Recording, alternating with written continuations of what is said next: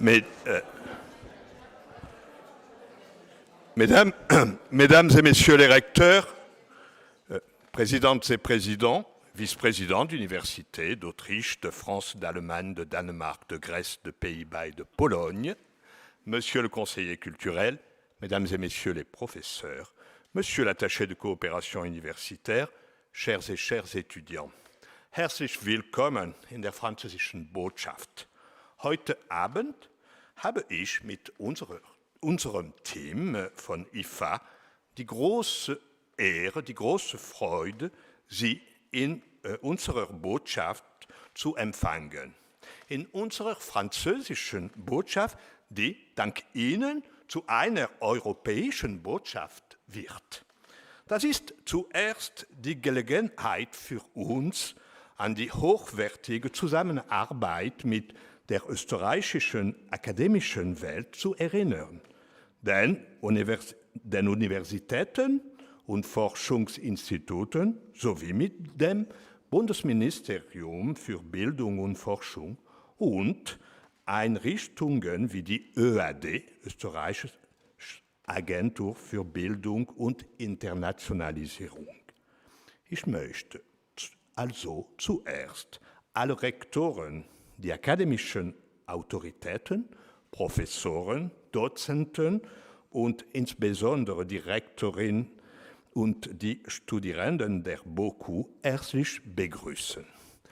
Auf diesem Treffen um die Europäische Universitätsallianz EPICUR wollen wir uns mit 3 konkreten Themen befassen. Wir werden die Mobilität von Studierenden und Forschern zwischen Österreich und Frankreich und in einem europäischen Rahmen näher betrachten. Wir möchten aber auch allgemeiner die internationale Mobilität von Studierenden und Forschern in Bezug auf Ausbildung und Forschung in Europa beschwören. Ferner geht es darum, nach Corona das Europa der intellektuellen akademischen Mobilität wieder aufzubauen und also über mögliche innovative Lehr- und Lernmodelle nachzudenken. Was bedeutet denn unter solchen Umständen EPICUR im Mai 2022? This meeting is integrated to the EPICUR Networking Conference, launched by and welcomed by the BOKU and its adept team and staff on behalf of the European University. So let me first of all warmly thank you for having chosen the French Embassy for your important, and I am sure your stimulating final roundtable. We will come back to the questions to address. But thank you right now, mesdames et messieurs, les responsables et étudiants, for bestowing us with your presence today. Und nun auf Französisch. C'est le multilinguisme, et nous sommes dans une ambassade française, et il est aussi normal que nous parlions les autres langues, mais aussi la nôtre. Au-delà de leur cadre géographique, Vienne, l'une de ces universités, la BOKU, puis l'ambassade de France, le cadre chronologique, le temps de vos discussions sur la mobilité étudiante, sur la diplomation commune ou conjointe, sur les structures partagées de recherche, mérite, je crois, toute notre attention partagée. D'abord, vos réflexions s'inscrivent dans l'histoire. Keine Überraschung, rien de surprenant à cela. La circulation des étudiants et des chercheurs n'est pas une nouveauté. Les médiévistes aiment à rappeler l'importance de la pérégrination des étudiants comme vecteur de la translation des savoirs. Simplement, nous ne sommes pas là pour faire de l'histoire, même si, comme historien, j'ai toujours cet intérêt. La question double que nous pouvons nous poser, nous, à l'histoire, est celle-ci. D'une part, savoir ce que l'université de masse a changé, savoir ce que l'université de masse a fait évoluer depuis quelques générations, alors que l'on sait bien qu'Erasmus est considéré comme un phénomène toujours marginal par rapport à l'ensemble de la jeunesse. Et la deuxième question, plus politique, plus géopolitique, je pose comme ambassadeur, est de savoir si la circulation des femmes et des hommes de savoir a un réel impact sur la consolidation, sur la relance de notre continent européen. Bref, quelle serait la plus-value, mesdames et messieurs, de la découverte de l'altérité en termes de géopolitique continentale européenne? C'est une question très générale, mais c'est aussi une question qui renvoie à l'ADN de votre université EPICUR. Préparer les citoyens européens de demain, capables de faire face aux défis sociaux, comme on dit sociétaux, et capables de devenir, je cite vos textes, des moteurs de l'innovation européenne. Or, cette histoire s'inscrit aussi dans le temps court. Notre réunion de ce soir s'inscrit en effet dans un passé institutionnel très proche, celui de discours de la Sorbonne du 26 septembre 2017. C'était avant la pandémie et on a l'impression que c'était le siècle dernier. Nous savons bien que c'était un autre régime d'historicité. Simplement, nous sommes là pour montrer qu'il n'en est rien. Nous sommes là réunis, non pas pour faire comme s'il ne s'était rien passé, mais pour témoigner de ce qu'est la vie de la communauté académique, femmes et hommes de sciences, d'éducation, après cette épreuve, ou du moins de ce qu'elle doit redevenir. Le discours de la Sorbonne ne parlait pas que d'éducation et d'université. Ça, c'est vrai. Je me rappelle bien, puisque j'ai eu l'honneur à ce moment d'accueillir le président qui venait le faire à la Sorbonne. Mais je me rappelle surtout que ce discours était donné devant des jeunes, devant uniquement des étudiants, plus quelques diplomates. 60 propositions, vous vous en souvenez, avaient été soumises, dont les 2/3 sont désormais en voie de réalisation. Discours du chef de l'État, qu'il avait voulu délivrer devant des jeunes, c'est un discours qui nous ramène vraiment à la création de l'université européenne. La création de l'université européenne ou des universités européennes sont vraiment nées de cette déclaration européenne de Paris. C'est au chapitre, vous vous rappelez peut-être, de l'Europe de la culture et de l'éducation, dans le délivré après les volets sur l'Europe de l'innovation et surtout, encore plus important, sur l'Europe de l'équité sociale, qu'ont été lancées en 2017 3 grandes orientations qui concernent vraiment notre réunion de ce soir. L'importance de la mobilité étudiante, avec la fameuse proposition, en 2024, la moitié d'une classe d'âge doit avoir passé, avant ses 25 ans, au moins 6 mois dans un autre pays européen, qu'il soit étudiant ou apprenti, learling, apprentice. Cela s'est traduit par l'annonce du doublement du budget européen pour Erasmus et du lancement du programme ALMA. Le deuxième volet, c'est le développement du sentiment d'appartenance chez les jeunes, avec l'ouverture de la conférence sur l'avenir de l'Europe, dont on a ouvert les conclusions le 9 mai dernier. Et le troisième grand instrument privilégié, eh bien, c'est le vôtre, celui des alliances universitaires, des universités européennes. Le discours de la Sorbonne proposait, je cite, la création d'une Europe, d'universités européennes qui seront un réseau d'universités de plusieurs pays d'Europe, mettant en place un parcours où chacun étudiera à l'étranger et suivra des cours dans 2 langues au moins. Quel est le résultat à nos jours ?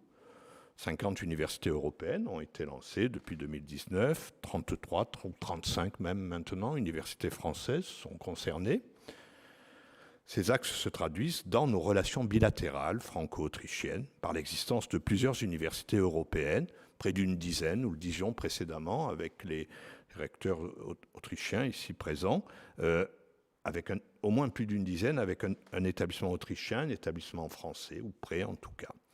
L'Alliance Arcus, le projet Civica, l'Alliance Engage, l'Alliance Ulysseus, l'Université Circle U, par exemple, et le projet EPICUR. Je n'ai pas passé en revue toutes les universités qui sont concernées, parce que c'est le projet EPICUR qui est notre alliance vedette ce soir, qui parachève ce bel ensemble.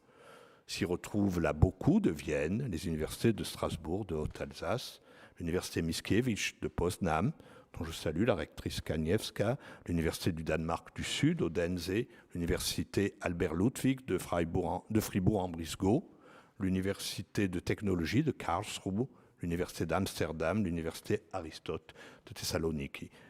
Ces maîtres d'œuvre, mieux que moi, ici présents, rappelleront combien les priorités thématiques de cette alliance répondent à la fois à l'actualité, la nécessité du multilinguisme que vous avez inscrit, la rectrice, mesdames et messieurs les présidents, dans votre texte, ou l'articulation des territoires et des régions. Voilà une préoccupation actuelle.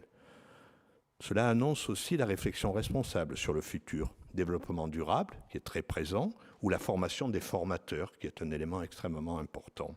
Et tout ça s'appuie sur une réflexion nourrie par nos humanités autour de l'éducation. Alors moi, je n'ai pas, comme ambassadeur, à tracer de pistes ni à conclure. J'ai simplement à me permettre de vous dire le sens de votre université dans notre diplomatie culturelle et scientifique européenne. Un sens très grand. Cette diplomatie se pose forcément des questions pour lesquelles vous qui faites fonctionner ces universités avez des solutions.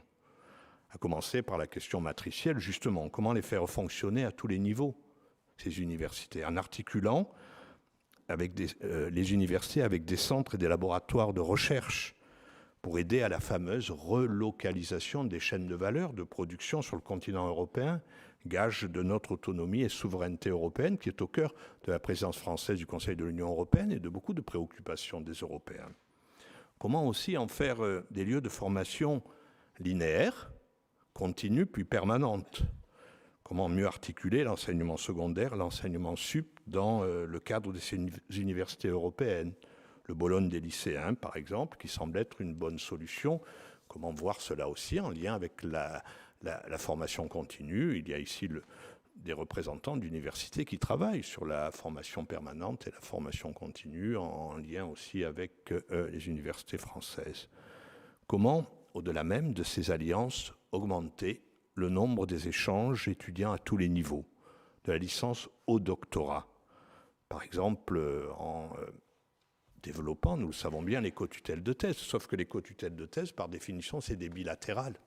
L'université franco-allemande, l'université franco-italienne, pour parler que de la France, le collège franco-néerlandais, etc. Et nous, on est en train de parler, de discuter en termes européens, et nous savons très bien que dans le cadre des Marie Curie, des fellowships, le European Doctorate n'est pas un vrai doctorat commun. Donc ça fait partie de nos marges diplomatiques, scientifiques, étudiantes de progrès extrêmement importantes. On le voit, les questions sont banales pour vous sans doute, mais elles nous permettent de souligner les éléments importants dans le sillage du discours de la Sorbonne, les éléments importants que représente une université comme la vôtre et les universités ici représentées. Premier élément, c'est la nécessité très simple de concevoir qu'il n'y a pas d'antinomie, nous le savons bien, entre démocratisation et excellence, et donc la volonté de faire participer le plus grand nombre d'acteurs possible. L'université de masse n'a rien d'antinomique avec l'université d'excellence, on le sait. Le deuxième point, c'est la volonté de considérer que l'altérité n'est pas qu'un domaine de spécialisation. On n'est pas obligé d'être spécialiste de la France, de sa littérature, de son histoire, de sa civilisation, de ses modèles scientifiques pour aller étudier en France. Il vaut mieux savoir le français, mais on peut l'apprendre.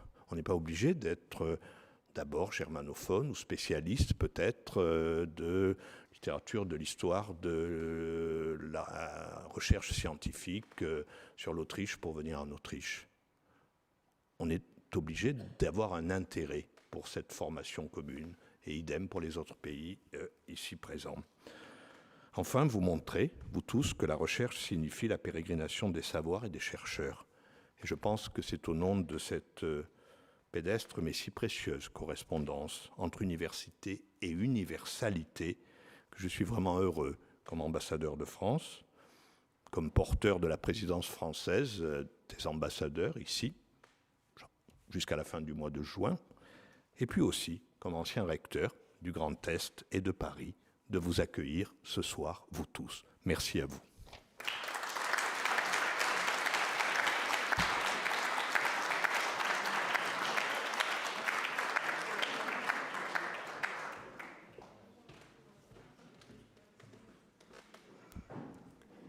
Ja, sehr geehrte Damen und Herren, chers mesdames et messieurs, dear ladies and gentlemen, thank you for this introduction, and thank you first and foremost that we can today be here in the French Embassy, and thank you to everyone who came in this rich diversity in which we will be discussing today. My name is Ines Mahmoud, and I'm very honored to be able to moderate this event today.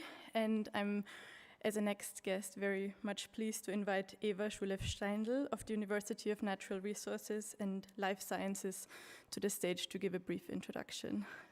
Thank you.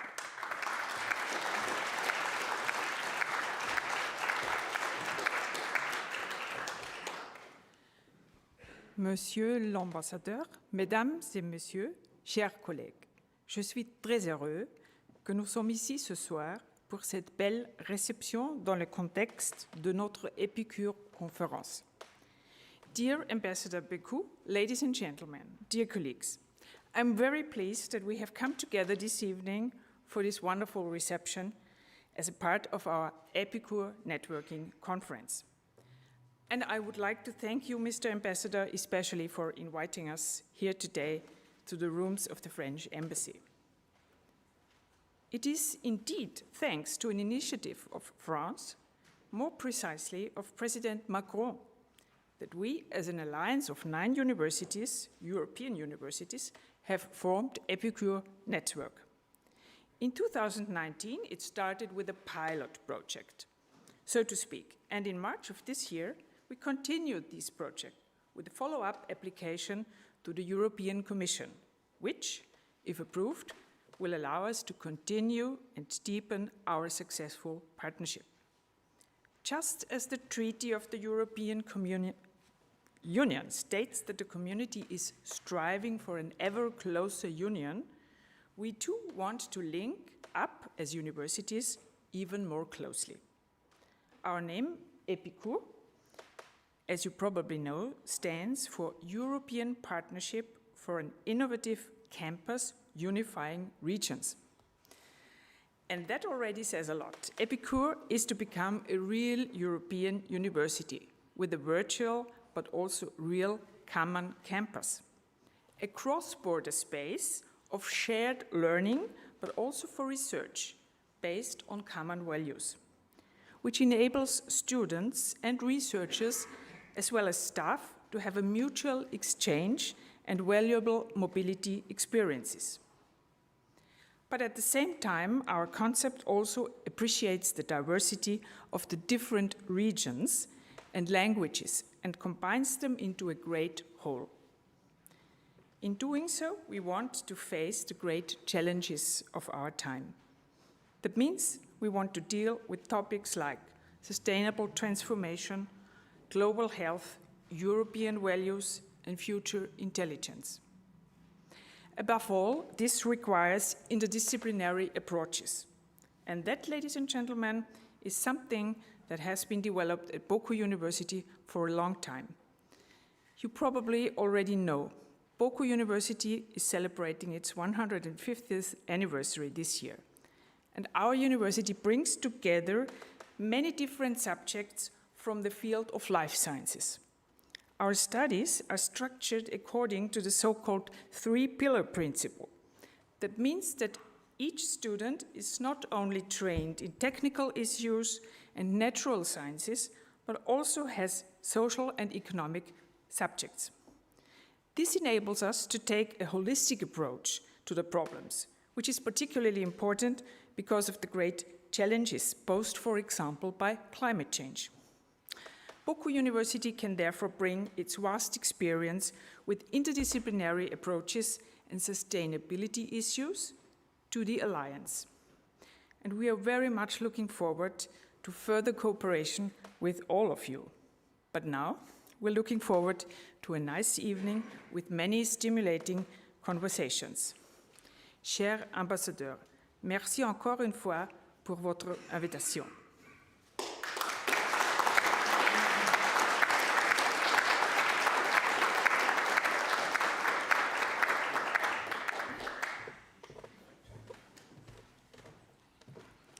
Yeah, thank you very much for this introduction to EPICUR.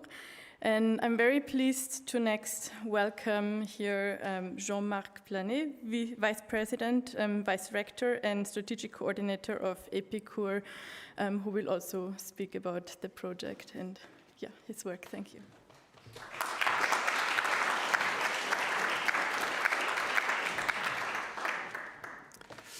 Monsieur l'ambassadeur, Madame la rectrice de BOKU, Madame la rectrice de Poznan, chers collègues, je suis très heureux aujourd'hui, au nom du président de l'Université de Strasbourg, Michel Deneken, qui n'a pas pu être là ce soir, d'intervenir devant vous pour vous donner quelques éléments de la nouvelle étape d'EPICUR. Mais avant, je vais passer en anglais.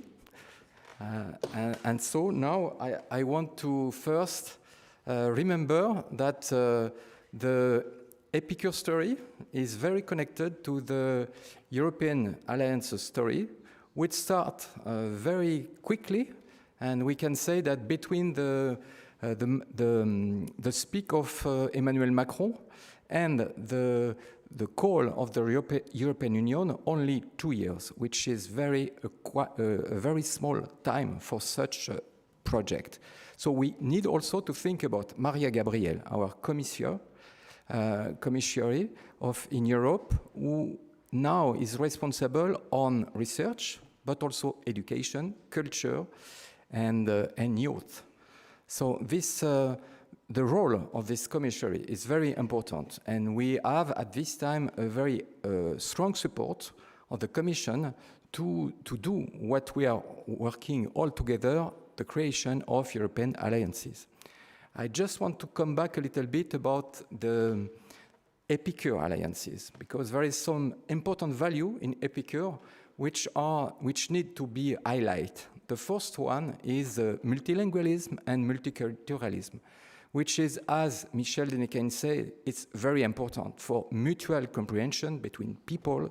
We need really to develop this one. And probably, if we analyze the scope of the different alliances, one, it's very highlight on this aspect, which is EPICUR. The second one is the interdisciplinary, as you tell us, Mrs. Rectress. This is also one key issue of EPICUR. It was one key aspect of the actual development of EPICUR, but it will be also in the future one of the biggest issue of our alliances. Today, we are at this time where we are now able to develop the next step of these alliances. During the first step, we work in a project management mode. Now it's time to institutionalize our alliances in all of our university. And what is very important is that during this time, some rectors change, but the alliances continue. And we know now that it's a crucial aspect of these alliances. It's the community that we are here. We work all together, and which will be now able to multiply the effort, to multiply the number of mobility of the student, of the teacher, etc. So we are joined by many European and important value. And it's probably one of the very interesting results of our work during these years, which was also, we need to say, that not so easy because of the pandemic. It's very interesting today to see all of your visage, face, vos sourires. It was not so easy with the screen and to identify what we think, what we want to do, etc., etc. So today we are very lucky to be all together and to go for the next step of EPICUR. I want to say also today that in the next step of EPICUR, what is our goal? And you remember, Mr. Ambassador, 50% of mobility of the student, which is for us a huge number. It's we can say, is it possible, this goal? I just want to say here, because we are in the French embassy, impossible n'est pas français. So we have to do the job, and I'm sure that we will do the job. But we will be able also to do the job because in the previous phase we have worked a lot of some very important things. In EPICUR, we have defined a policy, a language policy, which is a high results of our alliances. And thank you, Tiffany. We have worked also on the digitalization, and we have a very interesting and process virtual campus, which is able to address administrative but also pedagogical questions, which is also very important. We have also the way to share specific programs like LIS, Liberal Art and Science, and so thank you, Verena, and all the Freiburg team. We have also developed new, very interesting approach in the field of research with colleagues from KIT to be more focused on the early career researcher. We have also very intensively worked on the question of the EDI, and so thank you, Nora, and colleagues from BOKU. You can see that we have a lot of work. I have also to speak about the language and to thank a lot colleagues from Poznan because there is a very interesting program and also creation of courses between two professors to give the same courses for every student of the 9 European universities, which was not the case before. It's this type of results now are a way for us to be able to go in this view on the European, to support the European values. At the end of this talk, also, I want to have a special mention about our colleagues from Ukraine, because also by the work that we are doing because of the presence of Poznan University in our alliances. This is also the second step of EPICUR. We will have tomorrow, we will discuss about associated partner. We will make connection with academic network. EPICUR will not be an alliance of 9 universities, but it will be a connection of 9 universities plus 5, plus 120, plus 100, etc. We will make connection with Balkan region, with colleagues from the Balkan University, with colleagues from the Black Sea. It's 120 university, with colleagues of the Baltic Sea. And it's a way also for EPICUR to put this model on the top of the level of the European alliances. Today, we have to think about our Ukrainian colleagues, and we are creating, we support, we push one idea to the European Commission that we will be able to make connection between European alliances and group of Ukrainian university. This idea is born also inside EPICUR, and now it's on the top of the European community.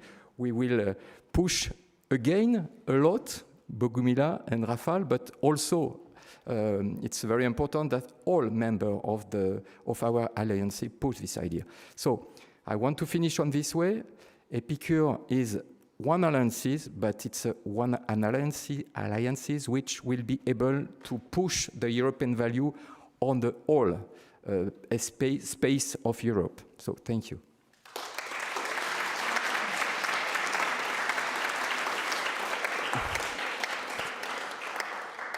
I forget one very important thing. It's to really to thank a lot colleagues from BOKU University because this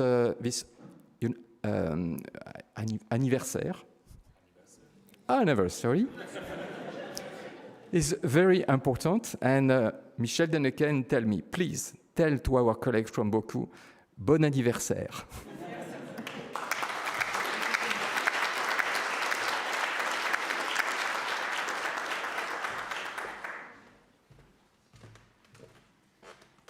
Thank you very much for these interesting insights on the status quo of the strategic partnership. And I'm very much looking forward to hearing more about the current status of EPICUR and the experiences and insights on the various aspects of the alliance as well as outlooks.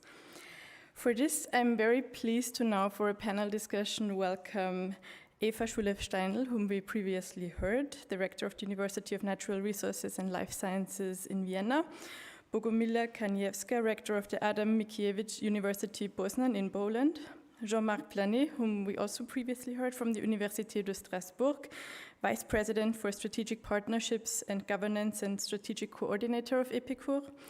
And last but not least, I'm very happy to welcome Alain Dieterlin of the Université de Haute-Alsace, Vice President for Valorization. Please, if you would join me here on the panel for a discussion.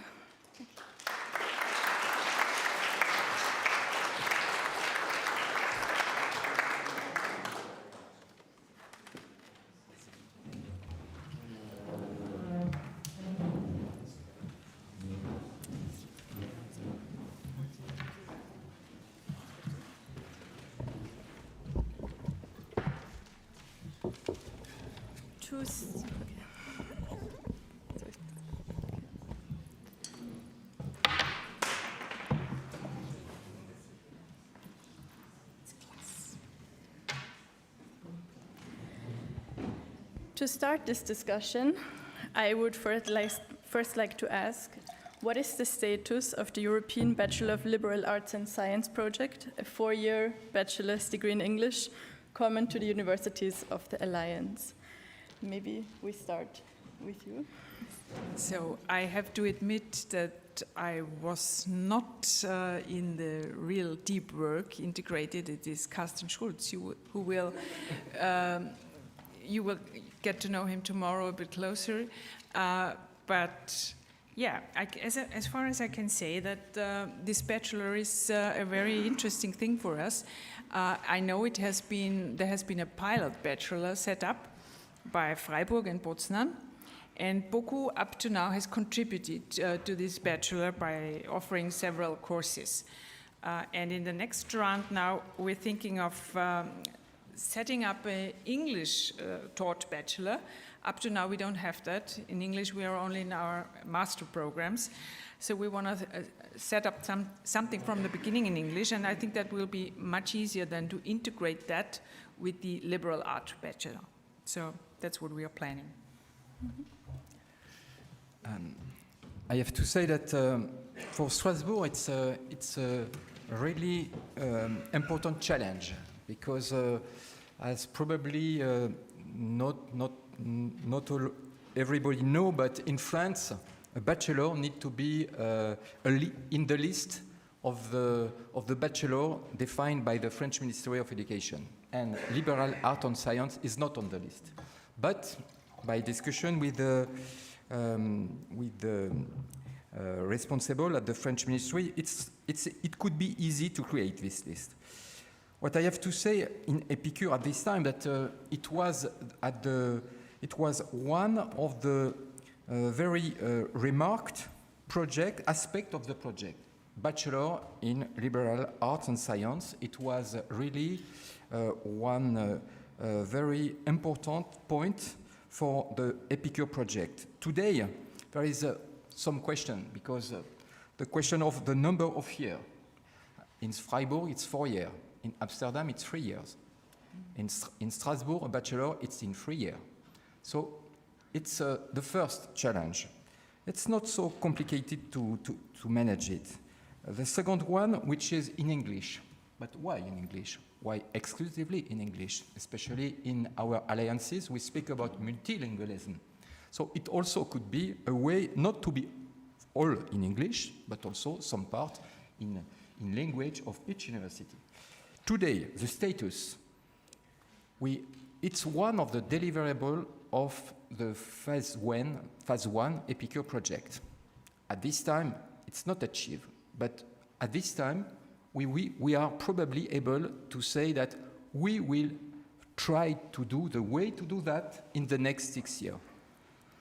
And today, we know that in June, we will have a new call from the European Commission to ask to the alliances to explain how are you able to create joint degree.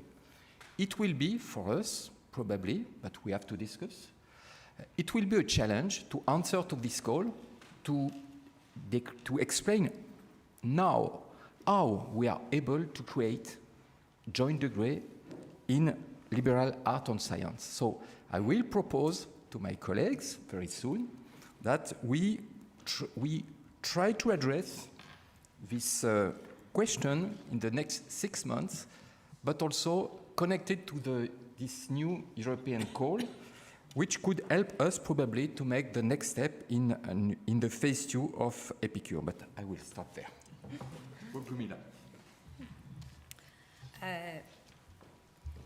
We in Poznan already started the program in the pilot phase, and I think it's a very interesting proposition for young people, because if we think about education today, it should be most of all flexible and interdisciplinary. And it should, let's say, give the opportunity to open the minds of young people, because it's as we look at the new world, modern world, we can see that people are changing their proficiency. They have to be flexible, they have to get used to different languages, different situations, different places. And this program, I mean, LIC, we call it LAS. It's in Polish, it's forest.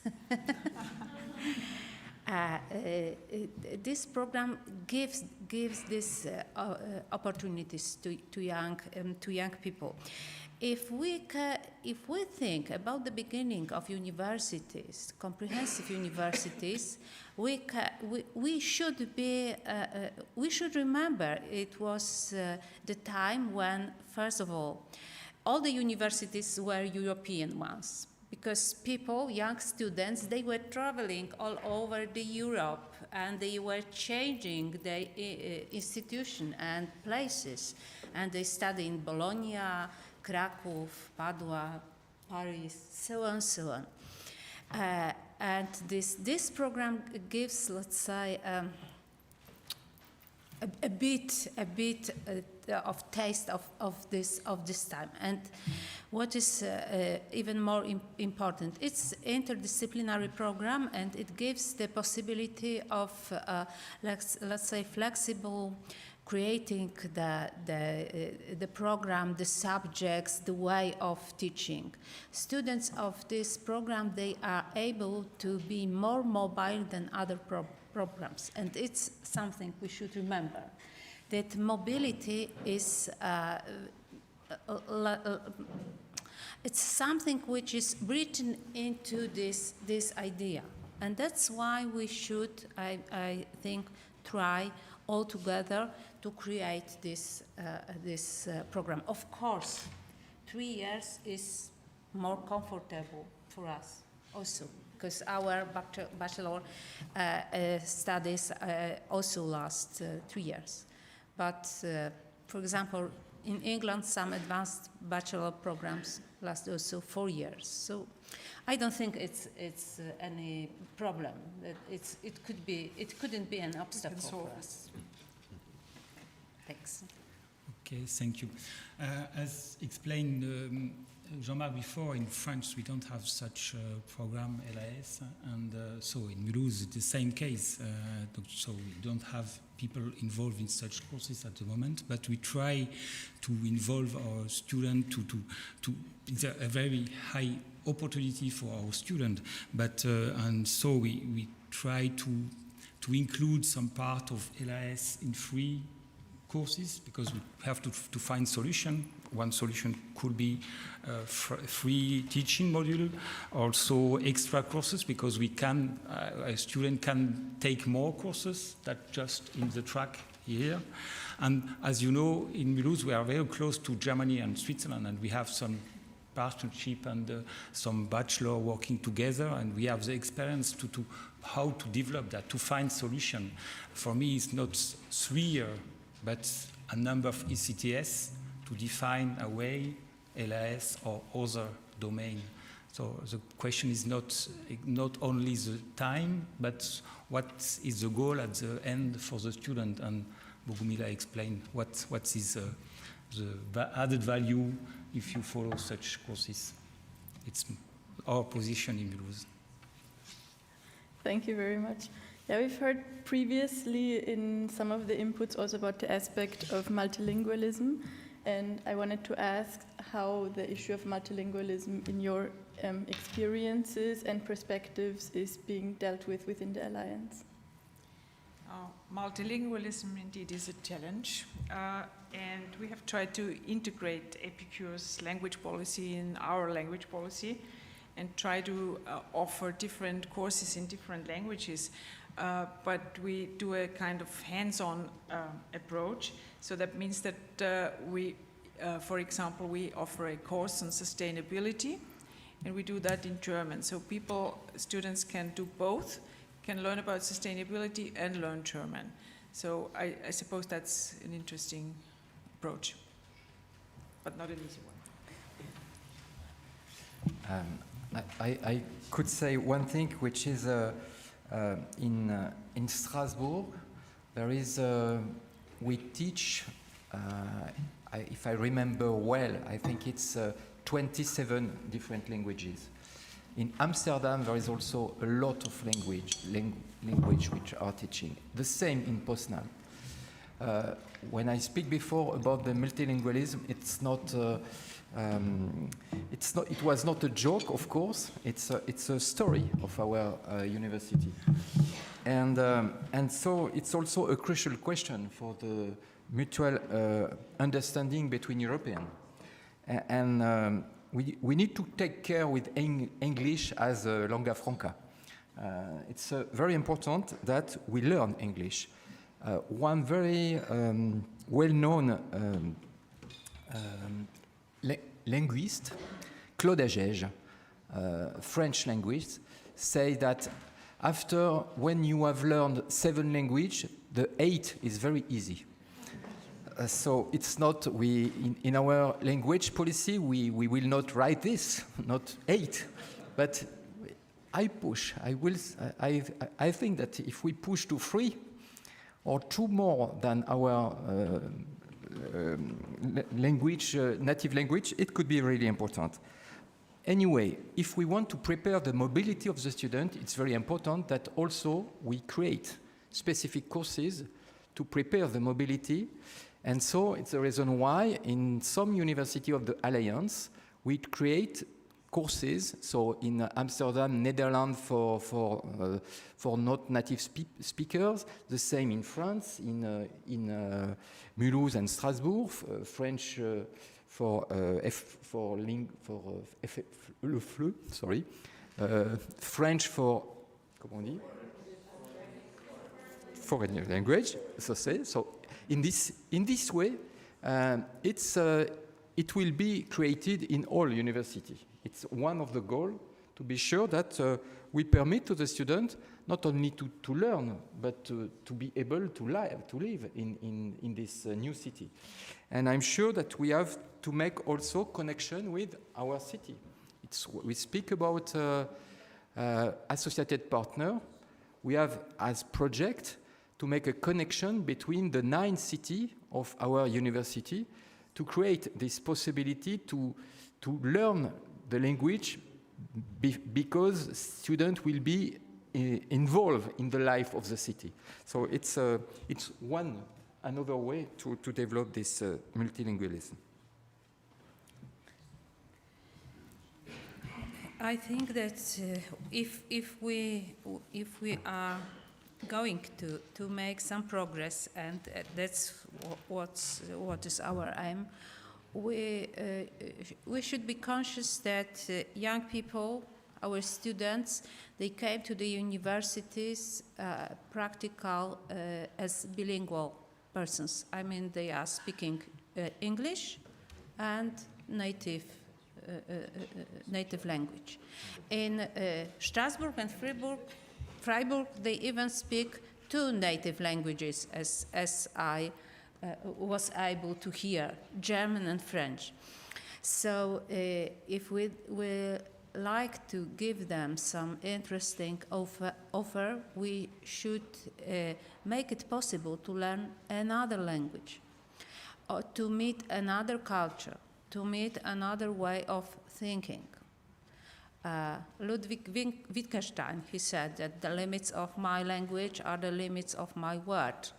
So if we are going to border the limits, to make them more open, we should give them, as I said, possibility, not exactly pushing them, but if they will meet in the international campus, in European campus, their colleagues from Austria, France, Poland, Germany, Denmark, Greece, so on, they will be curious. They will be, they will want to learn from each other. So we should offer the possibility of learning other languages. The good example of the power of multilingualism is His Excellency Ambassador, who was speaking to us in 3 languages.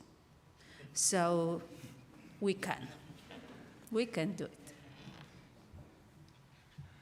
Okay, as you are as Strasbourg and we are cross-border region, so a lot of young people speak in German and French, or heard that. And in France we fight against, because the government pushed to learn only English. But if you put Polish people, Danish people, students together, they will speak English together. So they develop the English language. But natural language is very important. I know that in other places in France, for example, near to the Spanish, speaking also Spanish, it's an added value. English, it's okay, we speak a lot English. But for me also, multilingualism is also a way, as Bogmila say, it's also a way to interculturality, because it developed with the multilingualism, the interculturality, and to learn each other, because you are able to discuss to others. Yeah, and in this rich diversity in which we're sitting here and with these various partners that are involved in the alliance, would you say it is easy to agree on a joint degree between several European partners? That's not easy either, but I know that the European Commission is pushing that at present, and of course we are trying to do our best and strive for a solution. We are investigating several possibilities. For example, our approach from BOKU University could give a blueprint for that because of the interdisciplinary approach I have sketched out. That makes it more flexible to combine different branches for a common degree then. So that may be one way. It's a very difficult question, which has been addressed in our answer to the call of the Commission. So we will have to do the job from now until 2026. But on this point, I just want to mention the fact that joint degree at this time there is three different aspects in these 2 words. One, which is the common degree between university, which is really complicated, and it's something which could be solved between the university, which is engaged. Second one, it's European degree. What is European in this way? And it's important that we explain that the European aspect has clearly to be described, and we need to define specific skill about this European degree, which is on the European notion. And the third question, which is the recognition, which is the quality. And I think we don't have to join these 2 aspects. We really need to identify and to address each of these 3 points to be able to create an EPICUR joint degree. So it's what we will do in the next step, and we will work on the 3 aspects. The recognition, because we have quality assurance, who define the quality, the question of the European notion in this degree, and then, which is the question of the administrative, how we can share all together And if we are able to share at 9 universities, probably it will be very close from the European degree.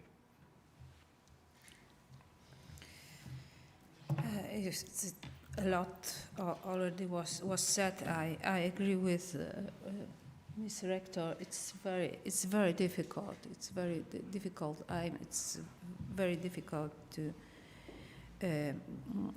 Not only because we have to agree between each other, which would be very interesting when we start to to discuss this problem, because when we are discussing different problems in the EPICUR at our EPICUR meetings, everyone is saying at our university. Then we learn a lot, but after this knowledge, from this knowledge, we should create some common path in which we will be we agree different attitudes, different approaches, and it's the only one problem. The next problem is the problem of national law.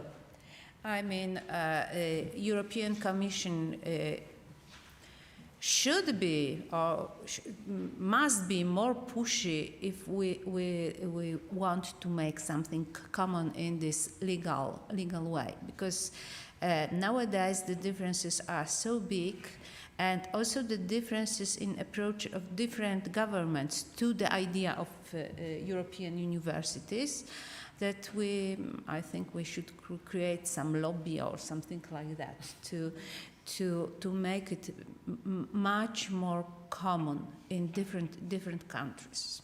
It's something I observe from my experience. Yes, I have just one point to add. If we can say that we work together in European level, that the industry is global.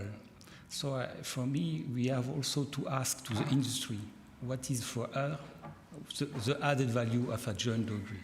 When we follow the student after his training period in the industry, and you come back because the students were in 2 or 3 countries, they say, did you have other students like that? Because there is a habit to change. So they develop very interesting soft skills, and for me, it's the added value. It is joint degree, and you have to go to the industry to explain that, because most of our students go to the industry after his learning period. This is my point of view.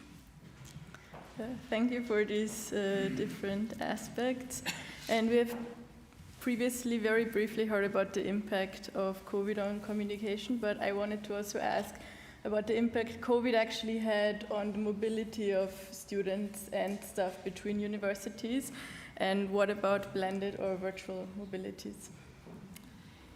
Yes, of course, COVID had an immense effect on the mobility and our ways to learn and to teach. Everybody has realized that in his own sphere.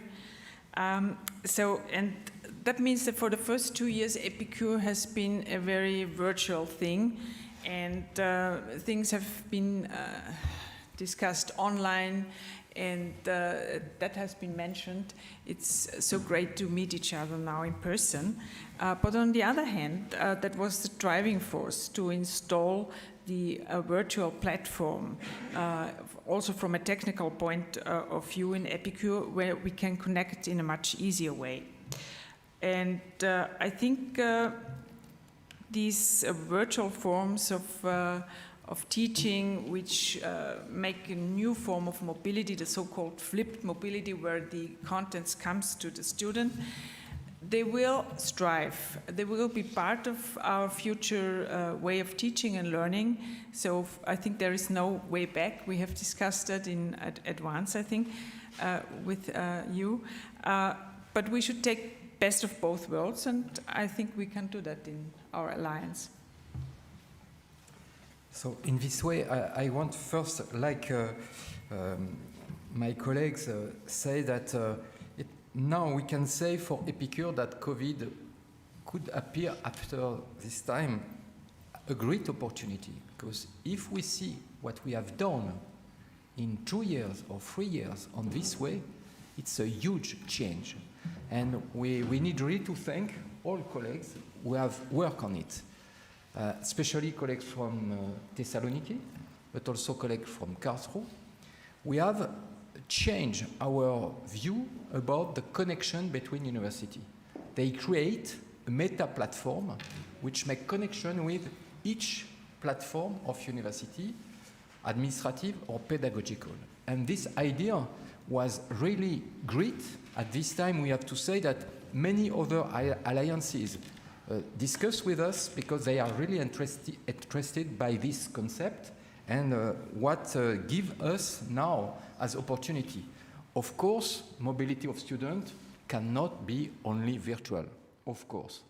But if we want to reach 50% of mobility of students, you can say that it could help. It could help to prepare, and also the blended. It was also a way to create new mode of teaching, which mixed virtual, synchrone, asynchrone, very interesting support created by 2 professors from 2 universities, and it was a huge amount of innovation in our alliances, but not only in our alliances, in many other. And probably now we have changed the game or the method of the university, of the teaching. And so what we can say that in this way, crisis as, how can I say, federate member in alliances, and now it's federate alliances between entre elles, sorry, between them. So I want to stop there to say that the crisis is finished, we hope, and the next step will be probably very more interesting in this way. I remember that from the very beginning of our EPICUR story, we consider this mobility rate as impossible. And we were thinking about virtual mobility with some distance, let's say. And then when COVID came, in all the universities, we had to learn how to exist, let's say, in this electronic virtual environment. And we were, the word of the evening today is push. So we were pushed to do it. And what's more important, all the professors, all the lecturers, teachers at the university had to start, let's say, to agree with the blended or virtual teaching, what was not so easy before. So now I think we are much better prepared to this virtual mobility than before COVID. I would say, if it wasn't so risky, that COVID made part of work for us. For us, really. I can't imagine how we would make people, especially these older professors, to work online without COVID. So paradoxically, this impact was quite positive. I'm very sorry to say it, because I don't like the pandemic situation and all this only online existence, but it helped us. So in fact, we can say the same. I guess the same. Pandemics make a stop in the real mobility, but the development of virtual mobility is very large, and we prove that we are flexible and we can, as university, people, we can more enlarge and find solution. We try all students we was involved in international courses. I'm sure that all teachers try the best to keep the same quality of the teaching. And what we can learn about this period is that the virtual mobilities should be developed. We develop them, but at the end, we have to have real mobility because people need to share and to come back together as this night. If I can add something, Of course. COVID made us to miss travels and meetings, so I think that if this classical mobility will grow up also because of this time without traveling, without meetings, without these possibilities. Yeah, this very much links to the last question of this panel, which is moving more towards the future. And so I just wanted to ask what you think will remain to be the main challenges in the future for the Alliance. There will be lots of challenges. As you said, the Alliance has many common features. We have worked that out. We have come closer during the last years, but there is still a lot of diversity, which is good on the one hand, but on the other hand, it's a challenge. We have the various systems, the multilingualism, and so on and so on. But I think we will manage that, and that will improve our alliance. One thing I would like to mention is that maybe a challenge, that the whole project is still quite abstract, I would say. From the point of the student, from the point of the individual teacher. And I think there is a challenge that we communicate that to our students and teachers, because then it gets really full of life. And so that I think we should start with that. So. I fully agree. It's a question of top-down and bottom-up. On the top-down aspect, we need to think to the fact that we need to strengthen our connection, institutionalize the alliances in each university, align the strategy of each university with the strategy of EPICUR. But in the same time, we need also to be open. Alliance has not to be something which is closed and block the cooperation that we have all with many other stakeholders, university, etc. So it's really to think this way. As my image is a network of neurons, we need really to create. All these connections are very important. So be strength inside, but open to the other part. But what is crucial is that we need really to motivate each member of our university community, student, teacher, faculty, etc. And this is probably the main challenge, to have this project, which is the project not from the rectors or vice-rector, but which has to be now a project for students, because each student needs to be engaged and has to align his choice with this possibility, and also the teacher. And this is probably the main challenge that we have. We hope that the next time that we make such meeting, we need a much bigger room than this one.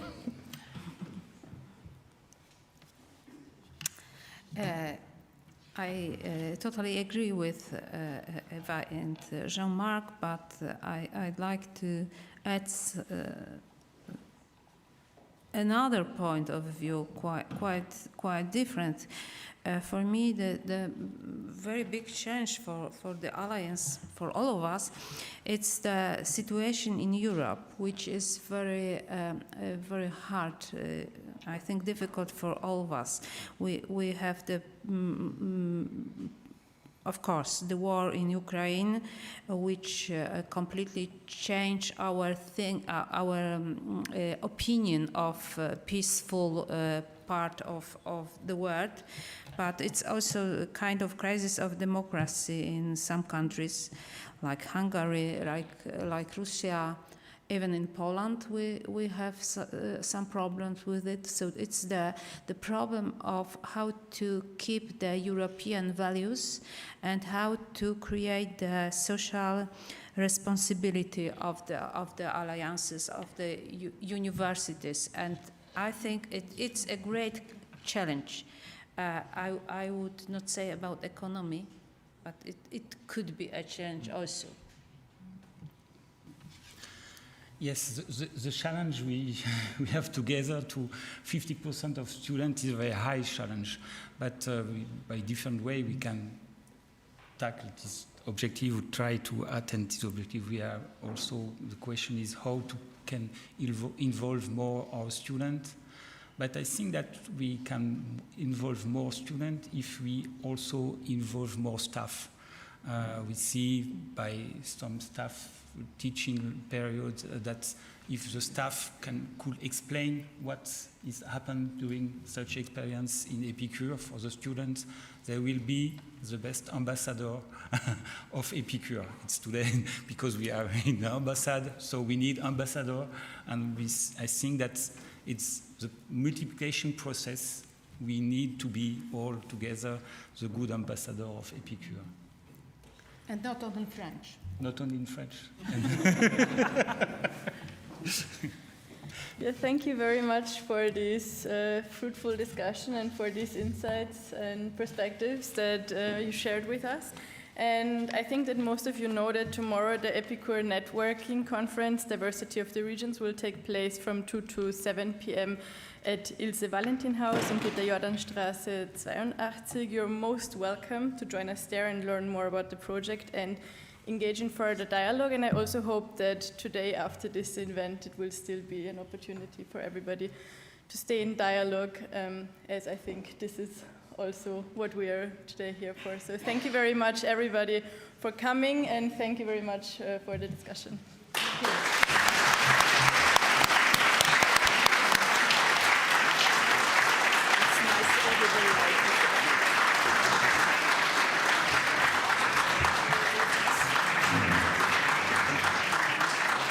Oh, nice. How nice, Nora. Thank you.